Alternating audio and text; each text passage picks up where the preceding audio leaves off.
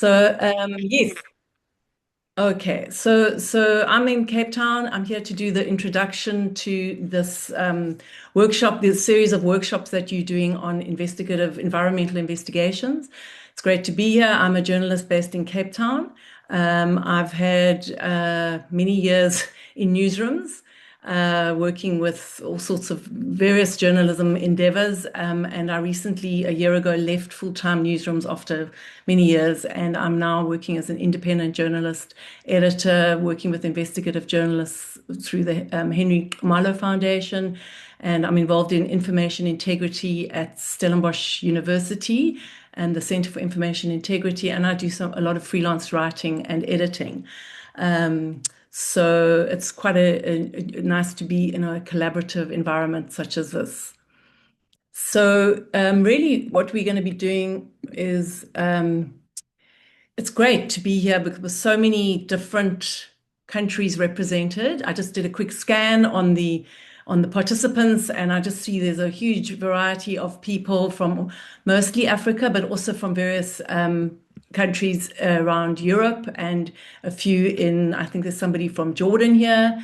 So yes, it's fantastic to be part of this network. I just want to kill this thing because it's in my way. Sorry about this. I need to get rid of this. Don't want to. Yeah. Let's see if that works. Yeah. Okay. So sorry, I'm now lost my presentation. Okay. Okay. Sorry about this. There we go. Okay, so I might just have to live with this little thing at the bottom and I'll move it around. But as I said, I've got having a problem with the presentation. Okay, so yes, if there's anyone left out here, please shout. There's the representation of really across the board countries. And I'm hoping that we have a really good exploration. Please alert if I've left anybody out. You can just let Folo know if any of the countries are here that are not on the slide. Okay, and you can also use the chat box, which I can't see at the moment, but Afola can let me know. Okay. Okay, so yeah, we're going to be doing it in two parts. And the main thing will be in module one, today will be the 5 W's, what we call the 5 W's in journalism, the who, what, where, when, and why. It's very broad, obviously, and it's looking at the content, what kind of investigations you can do in environmental investigations, and how you can actually find the content. Often it's through whistleblowers, obviously, and various other things, but I'm just introducing you to the landscape. And then there will also be in module 2 next week, we'll look at module 2 will be more on the how, a lot more on the how, but this is just to bear in mind, this is an introductory session. You're going to have detailed sessions with expert tutors coming up over the next weeks until the end of July. Okay, so just bear that in mind. This is an introductory sort of idea about the framing. Okay, so the mission really is to strengthen your ability to investigate in a climate of misinformation, to apply data-driven open source methods, to foster cross-border collaboration on interconnected stories, the sharing of skills and networks. And this is very important, and that's why I really want to have a breakout room so you can actually engage with one another, because the idea is to obviously build journalism from these networks. And just that CCIJ supports reporting that exposes environmental harms and strengthens areas of public accountability. So some key areas are, can't seem to get rid of that. Oh, sorry, man, I'm really struggling with my slides. How do I get rid of this? Sorry about this. Okay, so let's go back into this. Okay, so some key focus areas are the EU banned pesticides. This is a huge area, the double standard of exporting chemicals banned in Europe to the global south. Also looking at chemical exports, so tracking the flow of hazardous substances. Global industrial emissions, the monitoring air and water quality around manufacturing hubs to determine contamination, toxic waste trafficking and dirty diesel, where the global south is often as Europe's cheap illegal dumping ground for waste and toxic oil. So these are obviously just some areas of exploration, but they are certainly not all. And then looking at the criminal creep, serious criminal operations, with, for example, the mafia operating from Italy to Tunisia, but that's just a really one of many. So here I'm just going to look at a couple of, just to get you into the feel of what you meant, what you're going to be looking at. And I'm sure some of you, quite a lot of you have had investigative journalism experience. But just to get a taste for it, this is from ENACT, which is the European Network Against Transnational Organized Crime, where they did an article with basically foreign companies cashing in on dirty diesel. And I'm just going to quote from here, which I thought was, really pertinent. European firms continue to export toxic diesel to West Africa, despite the great risks it poses to public health. Oil companies are fully aware of the poor quality of the oil and bribe employees of testing labs to turn a blind eye. That's just one example of what is the landscape.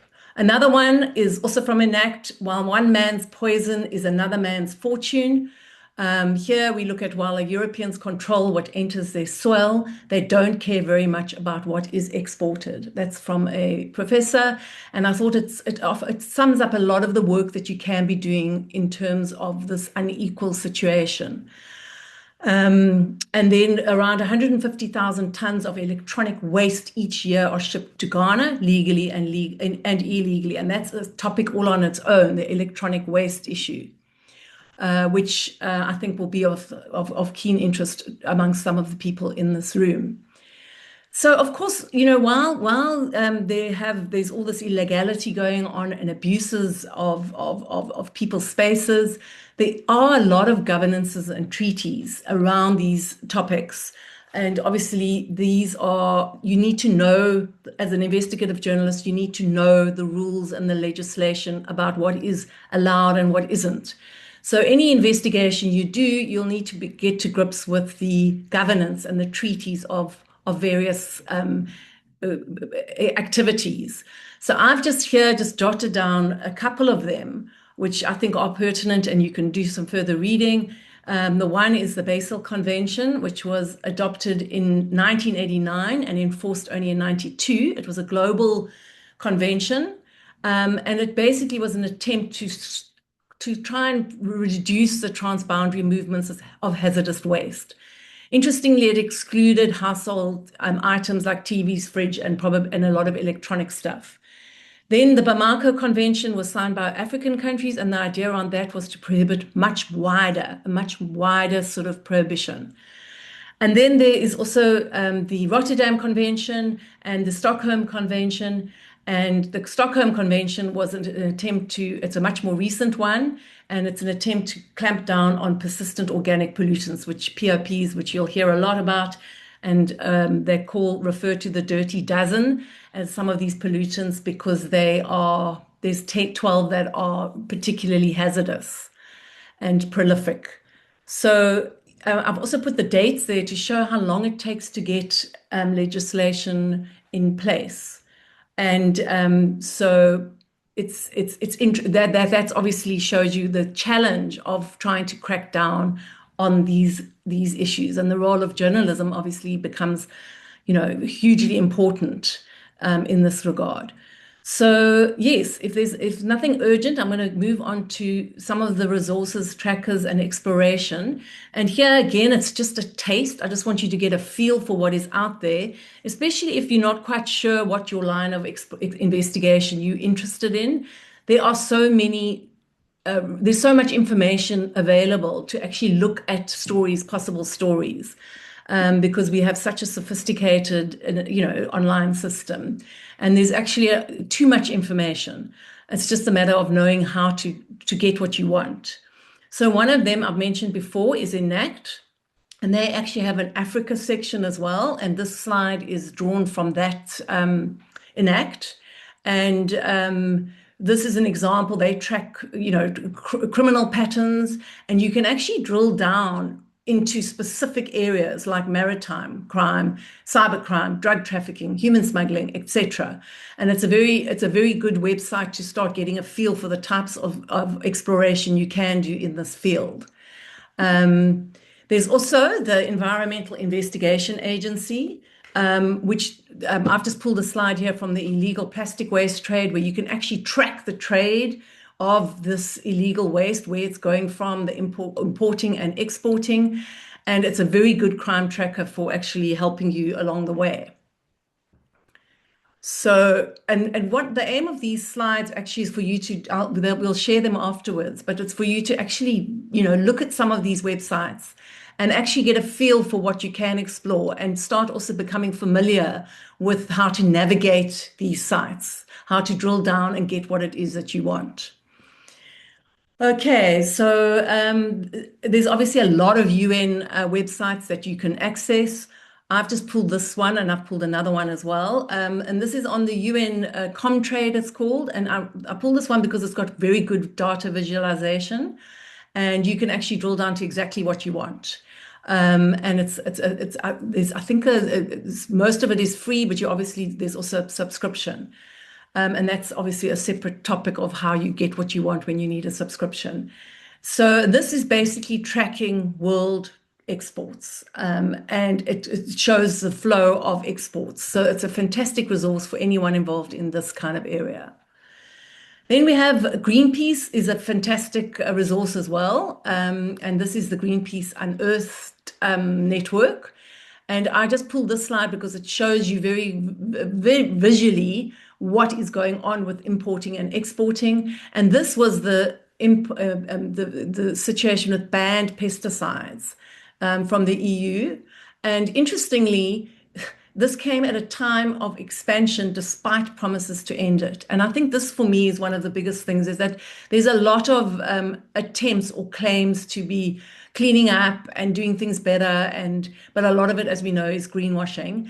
And basically the trade in all sorts of things is continuing, apace. So here it showed that in 2024, EU companies issued plans to export around 122,000 tons of pesticides that are banned from use on EU farms. There was a finding that 44 highly hazardous pesticides banned in the UA are still being shipped to Africa.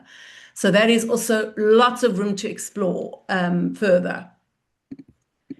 Okay, so this is one like sites, and not actually specific to this, the line of exploration of these investigations, but there's a lot of information on the site that is very useful to look at, to see, because this is from the Convention on International Trade, and it's mostly on endangered species of wild fauna and flora, but obviously there's a lot of stuff that touches over, so they touch on a lot of the issues that you will be working with in the next 6 months. So here's another UN one. I like this one because it had some great articles in it, and one was, I think, really summed it up for me. Is the saying, the challenge is huge. For every US dollar the world invests in protecting nature, it spends $30 on destroying it. And that for me was a really, that just shows you what we're up against here, the double standards. Okay, then, okay, so that's just a taste, and I'd like you all to just go onto those sites and play around with them and do some basic searches and see, obviously not now, but see like what you can come up with and how you can navigate those things if you don't have the skills in deep diving and data, because those are quite useful as a starting point. Okay, so here we are. The resources at your fingertips. That's what is very evident. There's so much data. So I've given a couple, but just to highlight the other satellite imagery is obviously Google Earth Engine, Sentinel Hub, which tracks land degradation, spills. Lots of other data portals, OpenAirQ, which is air quality, Global Forest Watch, Protected Planet, which is on conservation, Import Genius, which is on shipping, which is very helpful. Are you people into the room, or shall I? You got that? I think Fola. Yeah, I'm on Okay. it. Don't worry about it. Okay, fine. I don't know. Thank you. Thank you. And then there's NGOs is a huge network for investigations. Often, what your investigation will actually emerge from an NGO who have hit on something, and that's how you often get your stories. But if you haven't done that, and if you've got a story and you need to find out more, the NGOs, in particular communities, are a very good resource. So I just wanted to at this point highlight what you're doing is always following the money. I mean, it sounds like a cliche, but it's true. And often that is the hardest thing to do. And in down the line, you're going to be exploring this further. But just to bear that always in mind, always just look at where's the money coming from, where's it going, and then you track from there. Another very helpful resource at your fingertips is mapping health impacts because everything is actually, this is all, it's like, we'll get to the why now, but basically you can map cancer clusters near industrial zones and then build a story from there. And a good resource for this is the World Health Organization. Okay, so now I'm just going to show you a few slides based on also just when you're exploring investigations, just the amount of investigative work that actually is taking place globally. And it's thanks to networks like the CCIJ and others. And this is their website, the Visa website, which you've obviously, I'm sure, looked at. But they've got some general investigations, but also including some related to this topic. So it's always important when you start out to look at what's out there, what has been done. You might find you sometimes people think they've got a big scoop or a big exclusive, only to discover that actually the article had been written or had been uncovered years before. So that is, and I've personally experienced this with people, and so it's really important that you do those deep dive and be 100% sure what's been written about it before or what's been broadcast about it before. This is another one, obviously the CIJ now, and they have I've pulled this one particularly because it's Open Climate Reporting Initiative. They've helped like something like 700 journalists over 4 years in the field of climate reporting. So there is a lot of investigations taking place. And I think the challenge here is to find articles break new ground and break ground that is perhaps not always from the obvious or the expected line of an analysis. Like you're living in Africa, find African perspectives. Find perspectives that actually interest your communities, not necessarily always guided by what, say, if you're in Europe, what Europe would be wanting, because it's good to build your own narratives about your own communities. So the Journalism Fund, I think they're the funders of this project, as far as I understand, and they've got a wealth of investigations. I mean, it's incredible to look through the work that they are doing. This is a recent one on the toxic trade, European waste poisoning Morocco's environment and health. And do look at those projects to see what is around. But I just want to pause here because, sometimes we can get lost in what we're doing by thinking, oh, we're going to uncover this and we're going to uncover that. But the point is, especially in environmental journalism, is why? Why and so what? So you need to always ask that question, why does this matter to the public? What is the public interest around the story? And the obvious ones are the harmful health effects for humans. Often it's linked to cancer, lung ailments, death, and then obviously on animals, and then the environment. So it's basically you've got to keep reminding yourself why you're doing this piece and make sure that when you build your story, that you actually bring in the human factor or the environmental impact. So often investigations, one can get very lost in the data.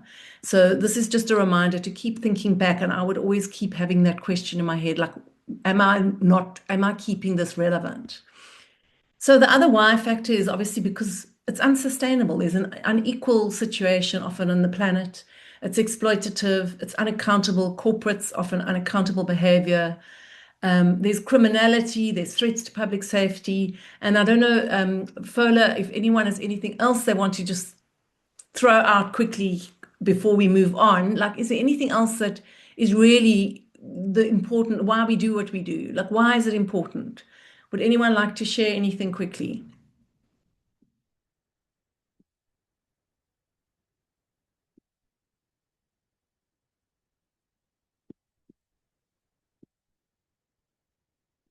or you can also add it in the chat, which I can't see right now, but Fola, if there's no one, I will carry on. Yeah. Yeah, please go ahead. Carry on. Oh, okay. So, okay, so then so we're going to look at some global case studies now because just keeping track of the time. The global case studies are really some examples of journalism. Some of them are ones that I've obviously been close to, but I've tried to draw on international case studies because this is a very international audience. And the idea again here, as I said, is just to give you a taste of what is out there. So a really powerful investigation was what they called the Forever Chemicals Contamination Probe. These unpronounceable PFAS substances are also known as forever chemicals because they basically don't break down. And they have a very harmful effect on humans. And this journalism probe began actually in Flanders, and it was an investigation that started off by two reporters, and it ended up growing into a collaborative operation across 18 EU newsrooms. So it really does show you how, in terms of impact and footprint, how this type of journalism, especially with collaborative journalism, how you can actually really make an impact that goes way beyond your own community and also across the globe. So this was the outcome of this investigation. They got an incredible amount of data, and you can actually research yourself how they actually did this. They identified through data and through investigation 20 hotspots of this manufacturing of these forever chemicals. And this was obviously in Europe, right? And that there were more than 17,000 contaminated sites and then 21,000 presumptive contamination sites, so presumed to be contaminated. And that was and obviously the really thing that makes the impact here are the visuals, and that's a very important part of investigative journalism. So that's just a close-up where you can actually see the manufacturing facilities and then the known contamination and the known PFAS users. But a really good European investigation. That was the outcome, and showing the extent, and this was in 2023, showing the extent and how they mapped it for the first time. They said the extent of this contamination across Europe. Okay, so another one, this is now on pesticides, and this is a huge area, but basically this was on This was a UPL fire in South Africa, which was and I was actually at Daily Maverick at the time. It was a big story because it was during the height of the incredible rioting and protests in Durban in 2021. It was COVID. We hadn't emerged from COVID, and COVID was still a height of COVID, and really there was just a meltdown globally. And then suddenly and then there was this incredible sort of upsurge of unrest in KZN. And what happened is there was looting at this chemical warehouse, and this fire. It erupted in fires at the UPL chemical warehouse, which is north of Durban. And basically there was this just complete catastrophe where more than 4 tons of fish and aquatic life were killed. Beaches were closed. You could actually see images of poisonous fumes. And it was really quite astonishing. And obviously it was also coming on the back of very, very volatile situations. So it was hard journalistically to get to grips with another big drama on top of multiple dramas taking place. So the journalism here was pretty much, I mean, there were collaborations, but a lot of the newsrooms really did drill down, even though there was so much going on, to try and uncover what was happening here and happening at this factory because of this incredible just collapse around in the surrounding areas.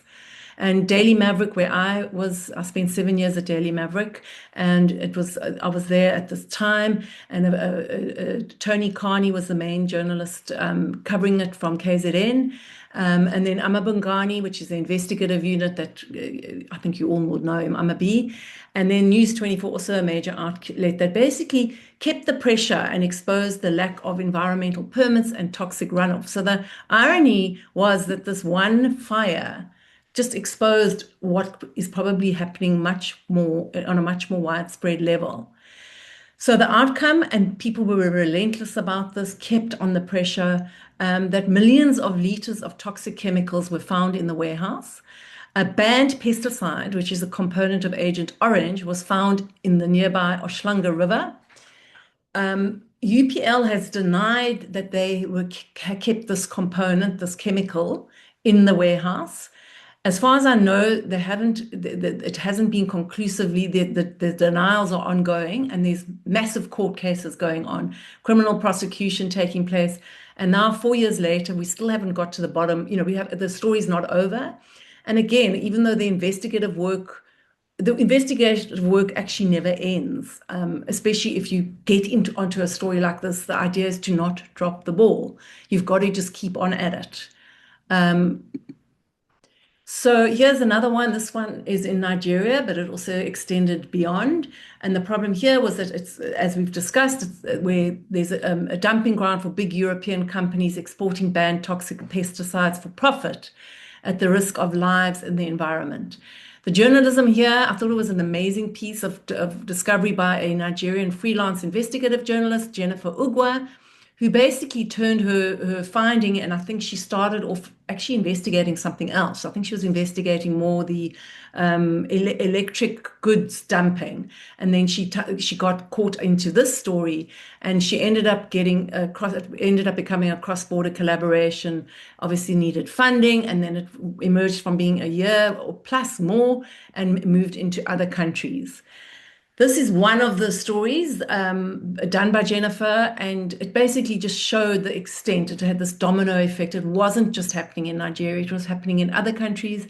And I just wanted to highlight here, you can see the intro that Jennifer did, which is the human interest. Going back to the community, what's happening, this dumping of banned pesticide, how does it impact people?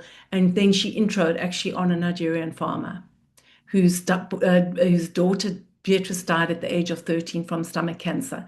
And that's a really powerful way into a serious investigative piece. And this brings me to the issue of, we're doing what we're doing because they often have deathly consequences. And nowhere was this more apparent for me was and this is a heartbreaking photo of a funeral service, but this was because in Soweto, in South Africa, in 2024, I was at Daily Maverick at the time. What happened is 11 children died, and it was just, people were just dumbstruck what was going on. There were 6 people killed in Naledi in one part of Soweto. And then the year before, in 2023, 5 people had died. So altogether, 11 kids had died over this period. And that was the funeral service that was in 13 October 2024.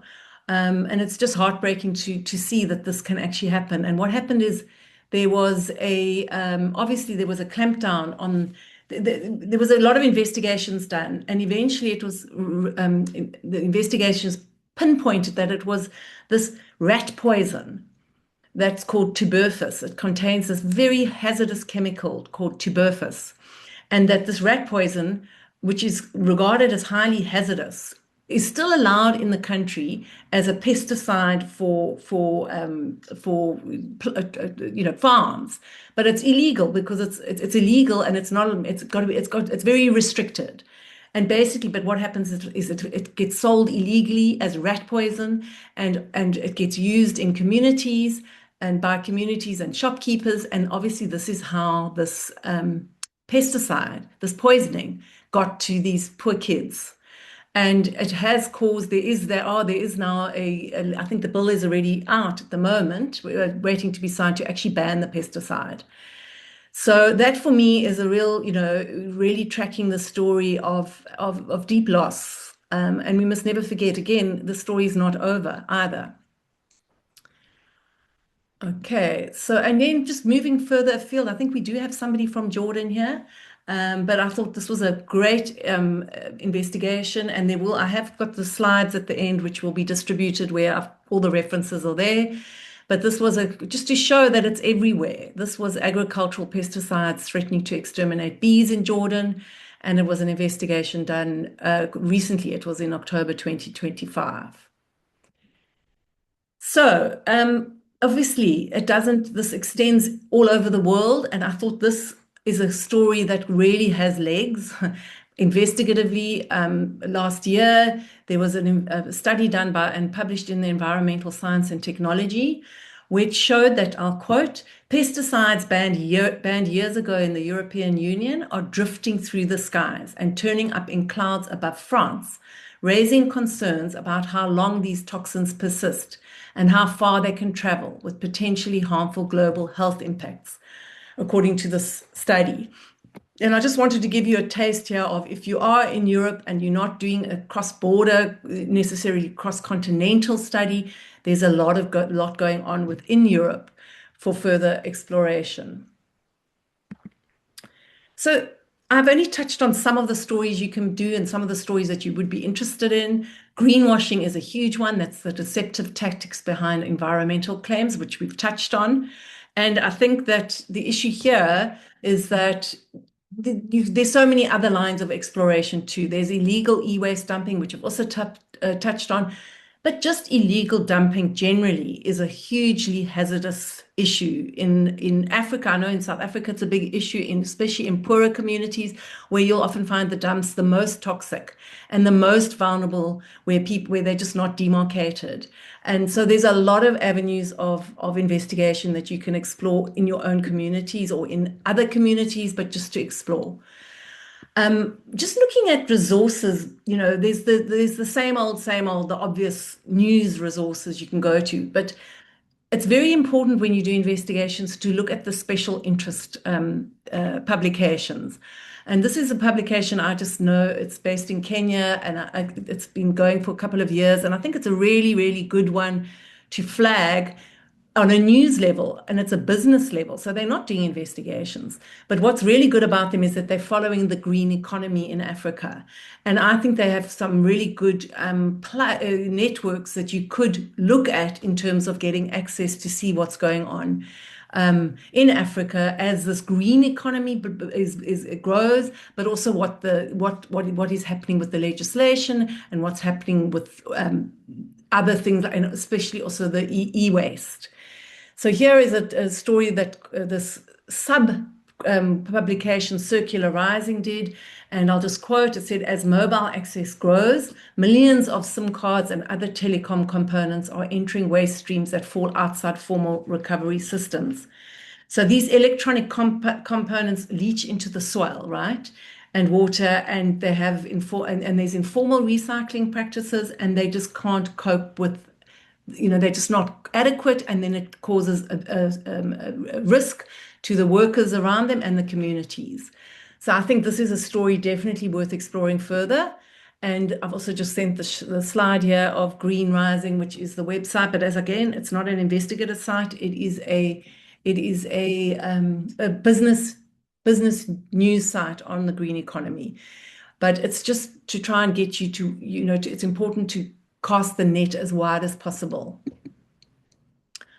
Okay, so that is me on the my presentation, and I want to get engaged. I want to make this as interactive as possible. So what I'll do is I'm going to stop sharing, and we're going to take a few questions, and then we're going to break up. And if Fola can, please, I don't know how to do a breakout room. After a few questions, but remember, these are just quick questions you want. And then we'll do a breakout room for about 15, in fact, exactly 15 minutes. And I'd like you to select a representative in your groups who can, and then just collaborate, just talk about some of these ideas that I've discussed. Talk about anything that you are wanting to investigate or you think you could investigate, and see any possible collaborative avenues within the group.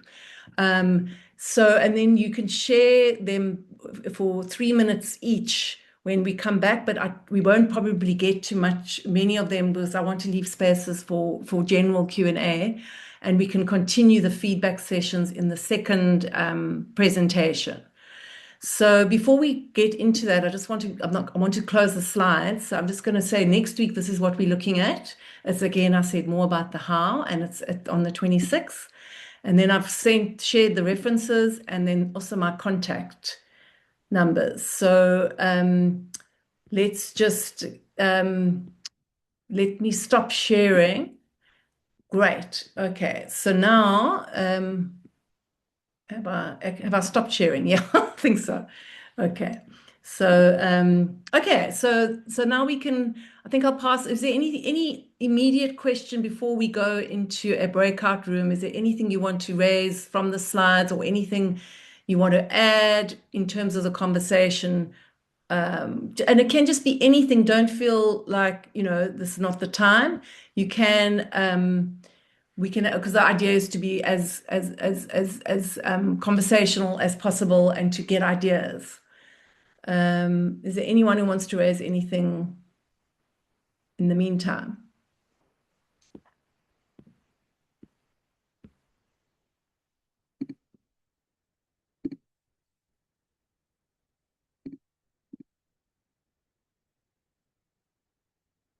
Okay, I don't see any hands. Do you, Fola? Is anyone there?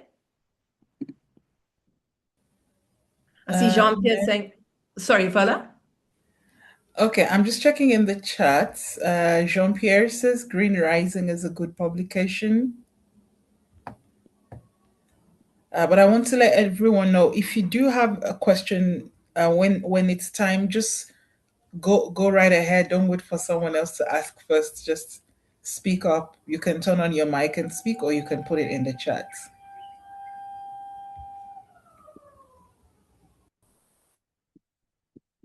Oh, okay, and I see who is from Jordan. Fatima. Okay. Hi, Fatima. Okay. Okay.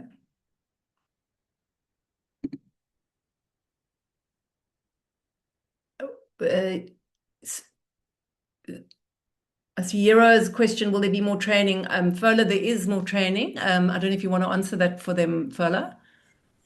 Yes, there is more training. If you check the schedule that I had shared for the month, I'm sure that you would see all of the different topics for the different months.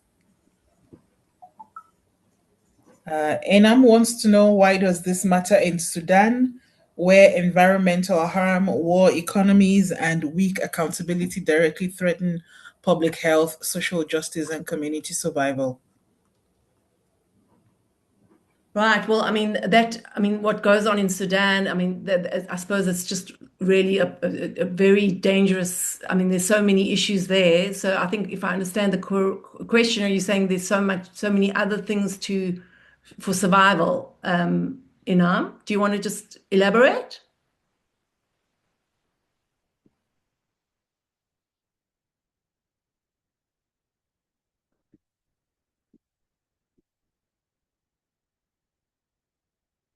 Inam, do you want to come in or not? No.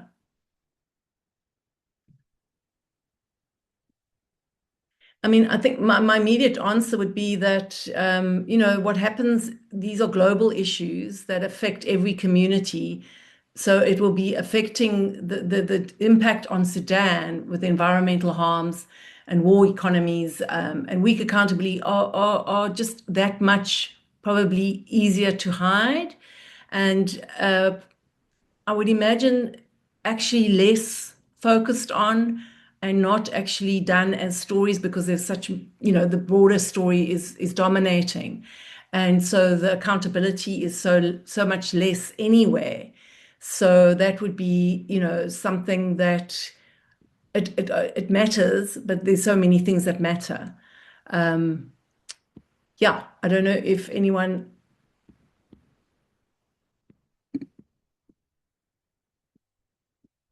Okay. Okay, I see. What environmental pollution do telecom base stations pose to humans? There's a lot of it's toxicity. So, there's various toxic, harmful impact. And so, but it ranges from people, we need to do more research. And again, there you would go to the World Health Organization to do the research to see that what can actually happen because it's hazardous. It's often a chemical that is hazardous to your health that doesn't break down. So they all have different impacts that need to be explored. And the e-waste is a story on its own, definitely. So those would be I think if people are interested, it's obviously a rising issue. And there isn't enough awareness, I think, of the health hazards. Um, so it's the mercury the mercury in the e-waste often when other chemicals, as we know, are very, very dangerous, very hazardous to one's health. It can affect the liver and the nervous system and things like that. So those are the areas that of exploration. So I think that is definitely a new area. Well, not a new area, but it's a rising area, and particularly for Africa. In fact, and not only for Africa, because as been pointed out, it's this e-waste. This is from Yarrow. E-waste, such as SIM card, is rampant in Europe, and throwaway used one monthly. So exactly. So those are issues there, and you could drill down and do a even smaller an investigation, just what's going on in your communities. And then someone's pointed out the impact of chemicals used in mining projects could also be an area worth looking as part of cross-border investigations. Absolutely. Okay. And with illegal dumping, definitely, Decensia, I think pronounced your name right. Laws of the municipality are there, but it's often, as we know, they are poorly applied. And poorly managed. And there's often like hierarchies and fiefdoms operating those dumps. I know in South Africa it's a massive issue, and it's incredible how some dumps actually continue under the state that they're in. And they often do clamp down, but then they resurface again. Okay, so I think that's a good. Another question here from Silas, can we also consider the damage that is made by foreign mining firms in Africa as environmental damage? Yeah. Left to do. Yeah, are we reading this question? Can we consider these up? I think FOLA's better placed to answer that. If it is, I think it would fall under the investigation. FOLA, I don't know if you've seen this question. I would imagine it would. Okay. Can we consider the damage that is made by foreign mining firms as environmental damage? I think so, yes. We definitely can. And reading your comment, you said because this companies are granted permission by government to possibly get money from the investors. As a result, they're left to do mining willy-nilly. Yes, you are right. There have been cases where mining companies have been granted permission by sometimes federal or local governments, and because of these sometimes there's also a lack of oversight because some of them have bribed government officials. They are allowed to treat the environment anyhow they like. And the local communities in those areas, a lot of times, are not considered, even when some of these mining rights are granted. An example is there are cases that have been investigated in Nigeria where Chinese companies have been given rights to mine in some local governments, but the result of the mining operation has poisoned waterways, and local communities are not able to live properly because of that. So yes, we definitely can consider that. Yero said are there any scientific platforms that journalists can use or collaborate when doing such chemical related stories? Because I believe there needs to be. Yes, we will get there when we get to the other modules of the session. You're going to explore platforms that you can get data from, how to extract that data, how to analyze and process that data. We definitely will get there. Yes. So yeah. So some of these questions will be explored over the months to come. But I think it's great that these questions are coming up because you're thinking in lines of what kind of stories interest you. So Yeah. I think that's really important. And please also take note of each other's remarks because you can actually follow up independently, off this group and say, hey, I really, that's something I'm also interested in. Because I think these opportunities don't come often, and you've got 6 months to actually try and build networks that make a difference. And I Yes. think the reason why I've highlighted some of those slides is to show those networks, those collaborative networks that had such a big impact.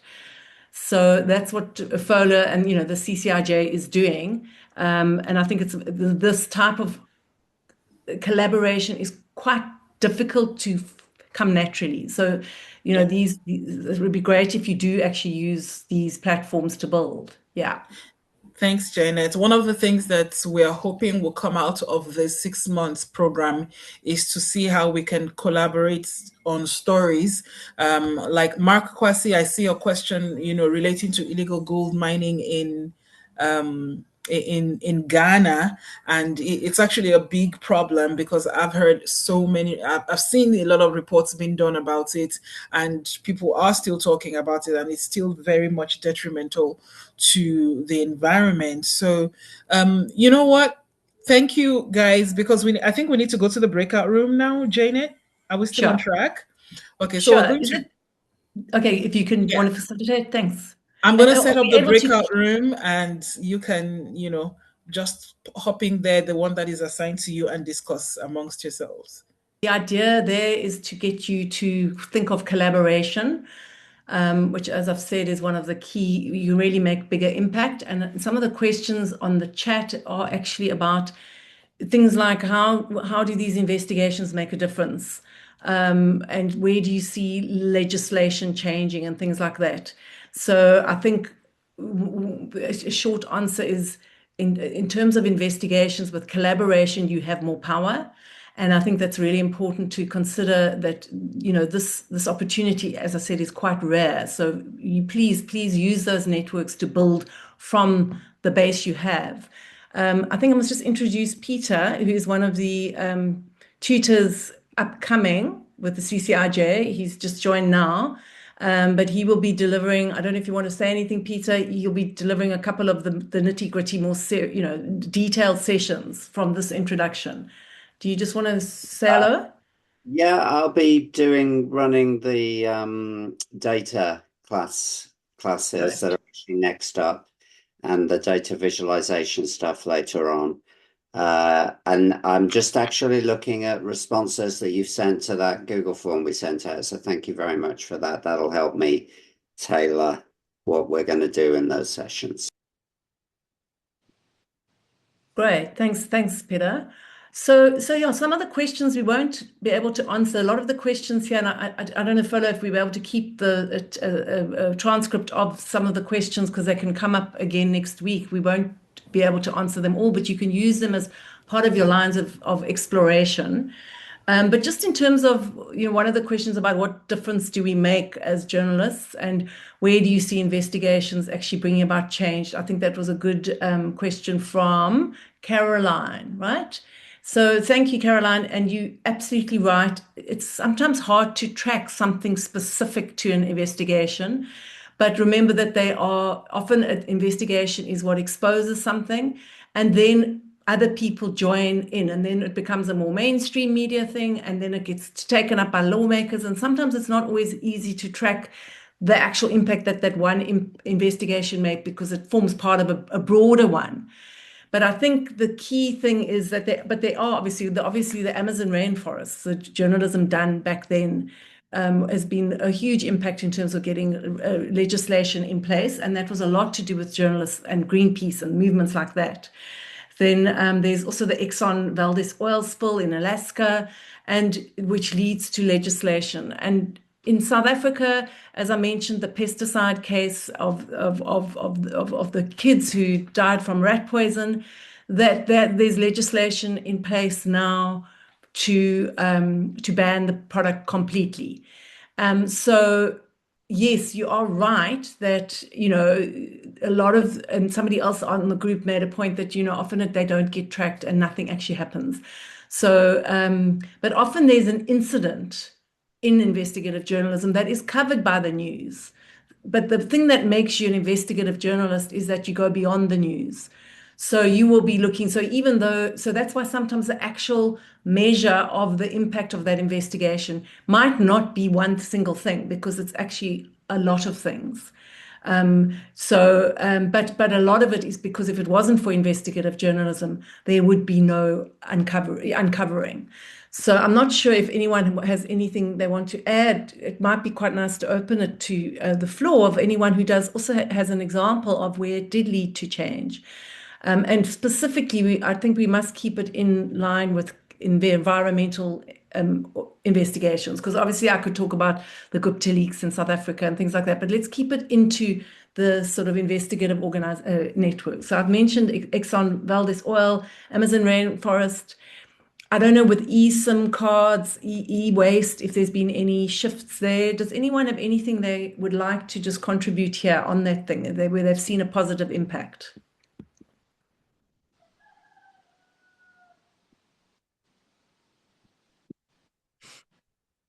Any volunteers?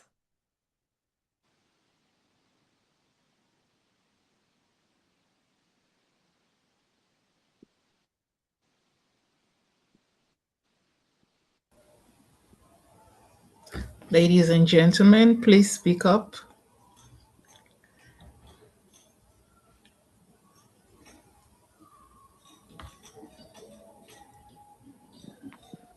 Okay, I guess not. Okay. So Caroline, she was asking where there are few, how can we ensure that an investigation brings about change? So maybe, I can just talk a bit about that. And I mentioned it in some of the slides and in some of the work that, in tracking investigations. Your investigation isn't the beginning and the end. And often this can be exhausting for investigative journalists, and in newsrooms, it is often the source of a lot of conflict because, I mean, I can only talk from my own personal experience. At Daily Maverick, we had an investigative unit, the Scorpio team, and we had Our Burning Planet. There's an Our Burning Planet investigative team. They look at the climate crisis, so Our Burning Planet, and then Scorpio, and then I was mostly running the news team, but obviously overlapping. And there was often a situation where the investigative team would break a story, or it could have been Our Burning Planet that do more in-depth stuff, and then there would be this tension of, okay, well, now how are you going to track its development? Because there's no point having an investigation and then not following it. So this is something you do need to build into your investigative work. Like, how are you going to track it over time? And how are you going to make sure that it has an impact? And do you have the resources in a newsroom? For instance, if you're working in a newsroom, have you got those resources in place to be able to say, okay, now there's this legislation in place now that's happening. And if we drop the ball now and we don't, ensure that we cover it, then we're doing a disservice to our story and the impact of public interest journalism. So I do think it's a very important topic, this about how do you measure impact and how do you keep the story going? I mentioned the UPL fire in Durban. I mean, there's court cases pending there. So you can't say, well, the UPL fire was an investigative story, and if it wasn't for investigative journalists, there would be no awareness. But it's all part and parcel of the bigger story. Obviously, you get an explosive story, which is one investigation, but often you are building on the basics that are out in the public domain. But it's you're taking a different hat, you're putting a different hat on, you're not putting your news reporting hat on, you've got to put that investigative hat on, which we'll cover a bit more in next week's session. And it'll come out in further investigations and in the further of your workshops. So that is just an important thing to consider, because it is true that you're as good as your last story. And and I'm not talking about personally, I'm saying the impact can be as good. It can get buried. And often the powerful corporates and governments who are involved in malpractice, they are hoping that it will just die, that it's a 1-minute headline and then is forgotten. So I do think that this is a very important point. And the point of the investigative journalism is to demand accountability. And somebody made the point in the chat that often no one, very seldom do the real criminals and the people involved in this often in corporate criminality, they often get away with it. And that is sadly correct. But it will be even more easy. It will be easier if the journalists are not there to hold them accountable. And with the depletion of newsrooms, you do need to find the space to keep the ball going and keep the story going and make sure that you don't drop it after the investigation. Is there any other? I don't know if I should respond to any of there's a lot of questions. A lot of the questions, actually, I believe that this is part of your work as an investigative journalism. So your job would be to go and find out these kind of explorations, how in your area these how you can actually explore some of the questions you have and actually build them into an investigation. But there's 15 minutes left, so I think I'm going to go into one of the breakout feedbacks. If somebody wants to volunteer, there were 5 groups, I think, 6 groups, 5, yeah, there were 6 groups. If there's no volunteers, then Folo, we'll just call group 1. But does anyone want to volunteer to just give some feedback on some of the brainstorming?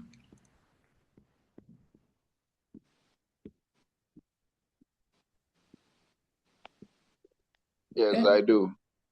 Oh, great. Right. So Mark, for our thank you. group, yes. So for our group, we had this shared ideas on 2 major issues. The first is that a colleague in the Congo spoke about, cocoa farmers and the issues around, their farms.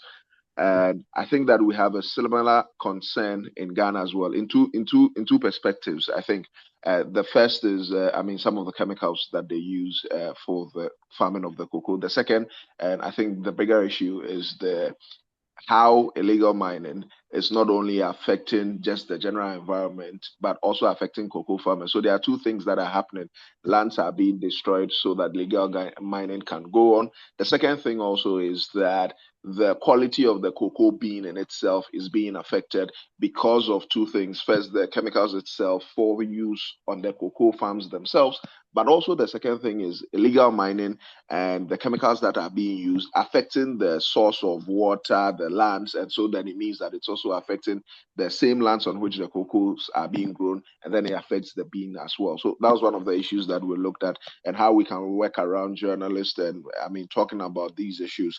The second issue was also the fact that a lot of, and this was particular context from Ghana, a lot of the conversations around illegal mining has gone on about the land. So you talk about deforestation, you talk about the pits and all of that, but not too much discussion or journalism has been done with regard to water quality. Some studies have been conducted that show that chemicals are found in water bodies at different parts of the country, particularly in the northern half of the country, where very little work has been done, where limits of chemical limits exceeding first Ghana's own EPA limits, but second also the WHO limits as well. So for our group, these are some of the issues that came up for our attention, and we're all thinking about how this would resonate in our own various countries, how we can collaborate to be able to do this, but also look at the unique perspectives that these general ideas would look like in our various countries as well.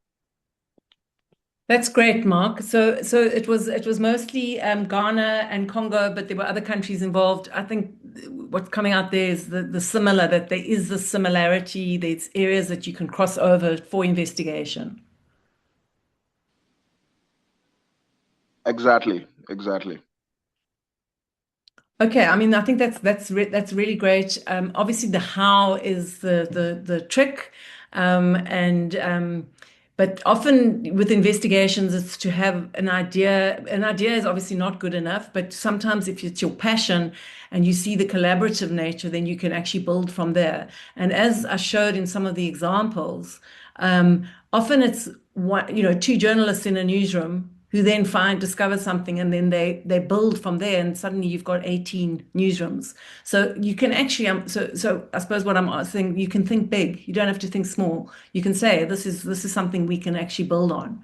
And it can make it stronger because you've got shared information and sometimes shared skills, because investigative journalism, you are the investigator.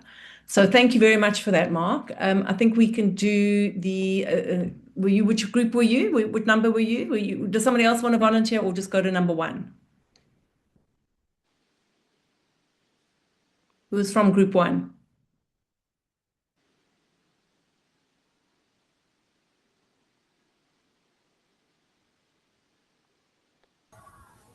So if someone from group 1 is not speaking, we have group 2, 3, 4, 5, 6. So can somebody representing any of these groups?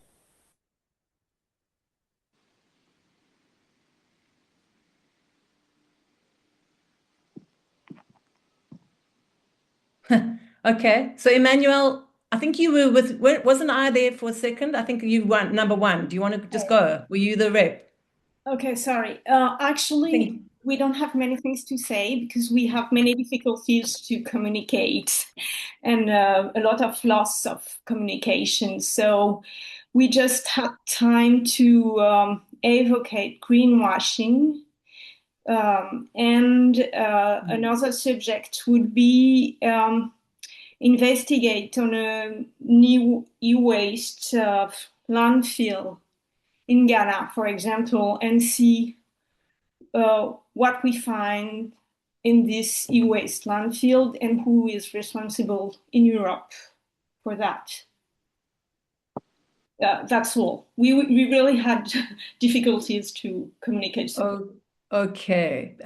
Emmanuel, just briefly, from which countries were represented? Was it Europe? Was it across the continents? Yeah. Okay. Great, thank you. No, I mean the greenwashing, both of those, that is where there is huge opportunities and so many transgressions going on. I think that would be a good area of exploration. Emma, you have your hand up? Hi, I'm from group 2, and we didn't have time to choose a representative, but yeah, I wanted to say kind of the same as Emmanuel. We also had some connectivity issues, so we had time to kind of introduce ourselves and talk about, different ideas, but very vaguely. But we talked about potentially doing a cross-border investigation on water issues that was mentioned by Aisha. We talked about our interest in pesticides and mining, but it was still very, very general, but kind of just probing. Great. Thanks, Emma. I mean, I think the pesticides thing as well for me is it's quite, I mean, I dwelled on it quite a lot in my presentation because I think there is so much there to explore across Europe and across global South, across everywhere. So, and I think there's quite a lot of investigations have been done, but as you can see, there's a lot more still to unlock. And as we know, it has the deathly results, which, so I think that's a good line. And I don't know, Fola, if you're able to keep the same groups next week. If we do another breakout, it might be good because I really think it's important to interact with one another. So sometimes you can spend 15 minutes just saying hello. That would be a little hard because Okay. I did not how do you say? I did not consciously assign the groups. It's Zoom that divided. They do it. I thought it's fine. Yeah. It's not essential, but in fact, maybe it's better than you can actually speak to somebody new. But I do think those breakout rooms really are the help to trigger ideas. So, okay, so who else can represent? There are 3. So there's 3 more groups.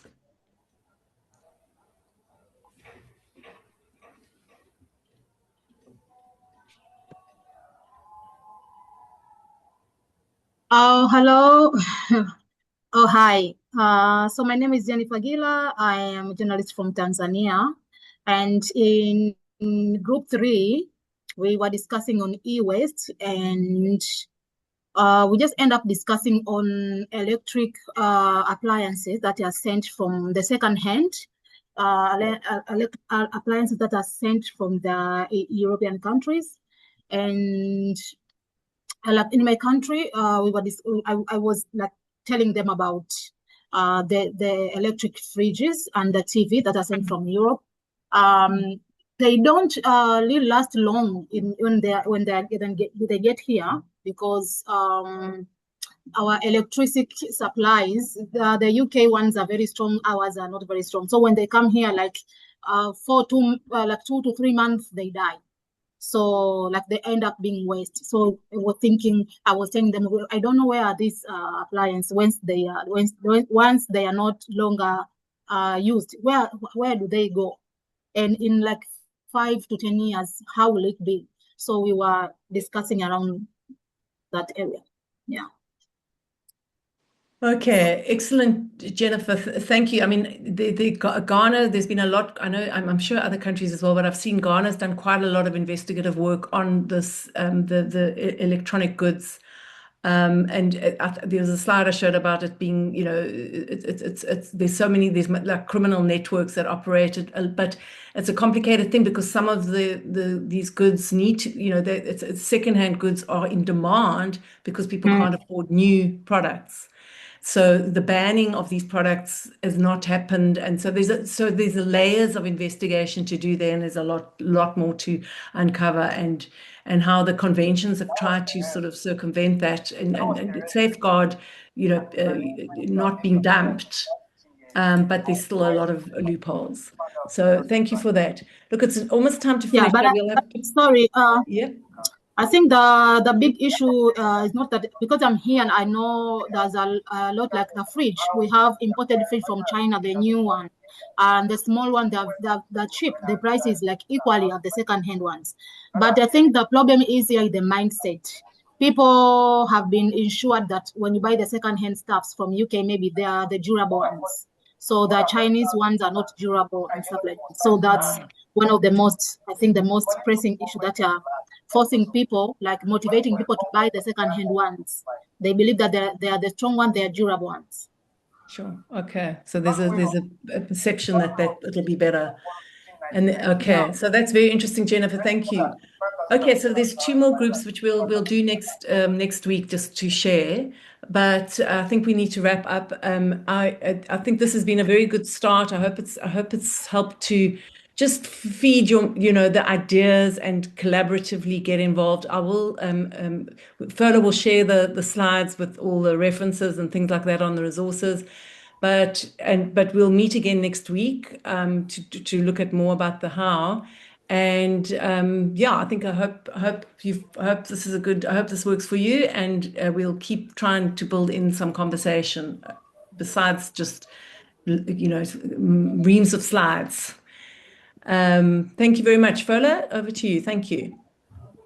Thank you so much.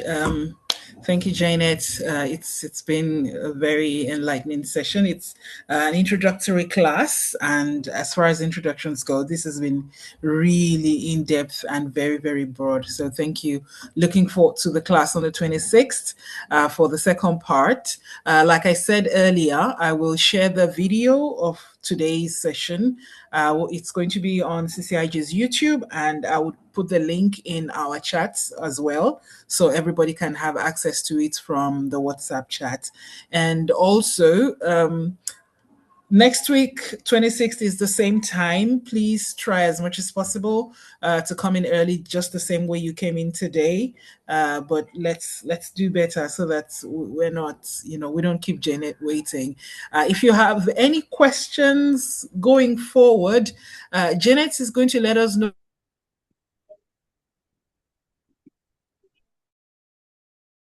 You can let us know when you're available to respond to anyone's questions, and make sure you tag her on WhatsApp if you want her to answer your questions, and she will respond when she's available. In the meantime, that's it, really. It's been a good day. Thank you so much, everyone. Thank you. See you next week. Bye. Thank you. Bye. Bye.